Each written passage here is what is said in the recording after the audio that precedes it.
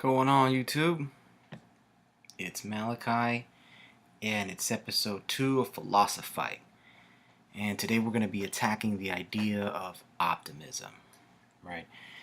And so, one of the greatest destroyers, slayers of optimism is Voltaire in the short story Candide. And got some notes here. I'll try to go off the dome as much as I can. I'll try to have a nice, detailed Pulitzer Prize winning essay for you guys in the future. But let's get into this. So, like all stories, they start with a girl. It's love stories are some of the best way to describe anything. Maybe not math or science. Maybe one day a math or a scientist will. Anyway, so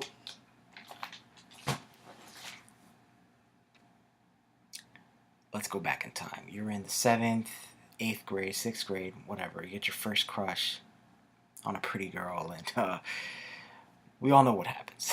You crash and burn. And this is the way this story starts. What we have here is Candide. He's a peasant, a worker in the 17th century, and he works under this baron, this castle baron. Man, I forget his name. But he has this gorgeous daughter, Cunegonde, right? And how it starts off with is that Cunegonde one day, the beautiful girl, is having a chat with Candide. Who knows? About the latest reality TV show or some shit. And Cunegonde drops her handkerchief, and Candide picks it up. And as he picks it up, she goes to grab his hand. They lock hands, and then they lock eyes, and then in love at first sight. And so the way Voltaire writes it is that he's a satirist. He's a satirist. He pokes fun at society's dumbass ideas like romanticism. He writes it in a very jokingly way, like, "Oh, you're just gonna fall in love for sight." And as he does, he proclaims his love, and guess what happens? He's like, my daughter, my blue blood fine ass daughter isn't gonna marry the fucking help. He isn't gonna marry some peasant. Kicks his ass out of there. And Candide, he's around his late teens. This is where his story turns dark. And Voltaire, so this parallels with modern religion. Lots of New Age teachers, lots of religion and spirituality tells you that life is going to be awesome. God's going to pay your bills, get you a girlfriend. He's going to get you through college, and all kinds of crazy shit that these false prophets and dumbasses teach. So it's not to say that life's all bad, but if you live in this dimension, if you live in this on planet Earth, the strong rule over the weak. Get over it. And the first story with Candide meets, he meets this, not even a rival, he meets this this army around this other castle. He wanders into a bar, doesn't know that that's the rival army with the rival king, and he's like, and so the guys at the bar all drunk as shit. And they go, "Hey, who do you root for?" And he reps the wrong set, and gets his ass kicked. And so that's Voltaire. That's the entire so he's out there getting his ass kicked because he's a very, what it is, he had this Dr. Pangloss. Pangloss would he would teach him.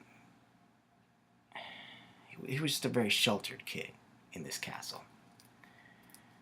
But he would teach him ideas like this is the best world that there is. That again, Voltaire at the time is poking fun of at the philosophers back in the 17th century, teaching that God's gonna have your back. Uh, you know, and it's important not to fear life, but he's attacking those ideas, right? You better think. And so Dr. Pangloss shelters him. He says, "Look, every cause is an effect. The good always beats the evil." As he goes out through his life, he's starting to find out that that's not the case. And let's see here.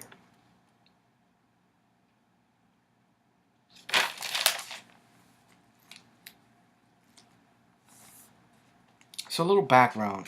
Again, this story was written during the highly religious and politically chaotic times. And so, like all philosophers, he's trying to reconcile. I mean, what are we going to do about this evil? Like, what are we just going to kill ourselves?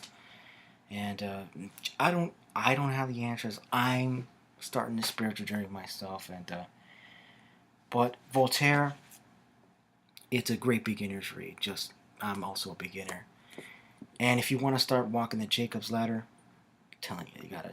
This is gold. So.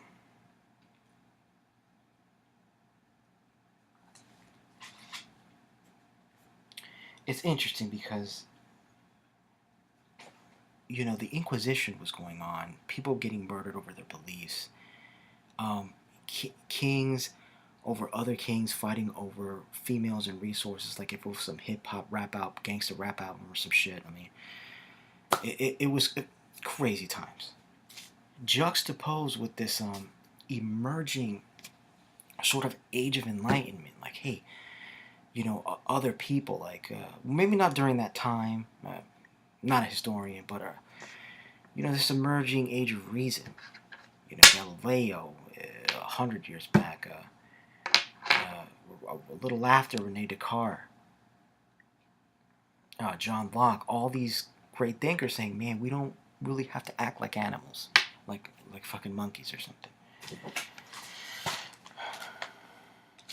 And so, his idea, Voltaire's idea throughout Candy Day is to attack these silly ideas that religion is morality, that evil, that optimism is healthy. I mean, it's not. You can't be let it blind you and be naive and have a naive childlike sort of starry-eyed kind of optimism about the world.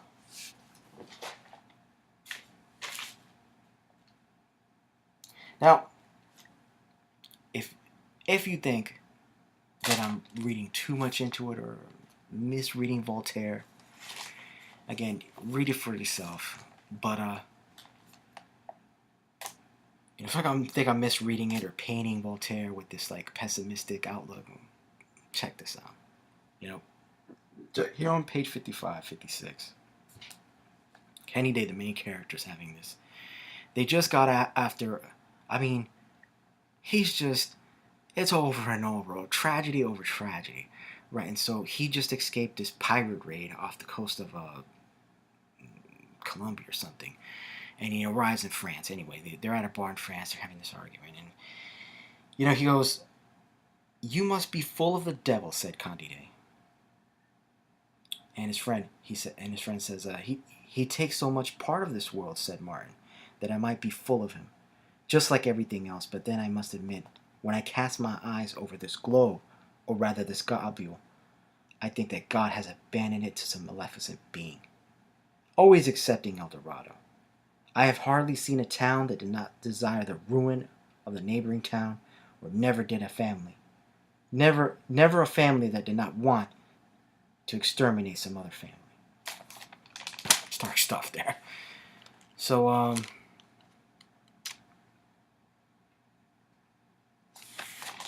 yeah, it's satirical. It pokes fun of, and just almost like in a stand-up comedian way, but like a no holds barred kind of stand-up comedian, like the ones that kind of don't give a fuck, like George Carlin. Just that's who he was. I mean, he was basically the George Carlin, the Dave Chappelle of the 17th century. Just taking those those antiquated religious Puritan ideas and just German suplex them shits on their ass. And so, Candy Day, absolutely brilliant. I may seem like I'm a bookworm snob, but no. I mean, if a book is boring, I'm taking a nap. This is not boring. It's an amazing read, must read. And that's all I got for you today, YouTube. Let me know what you guys think.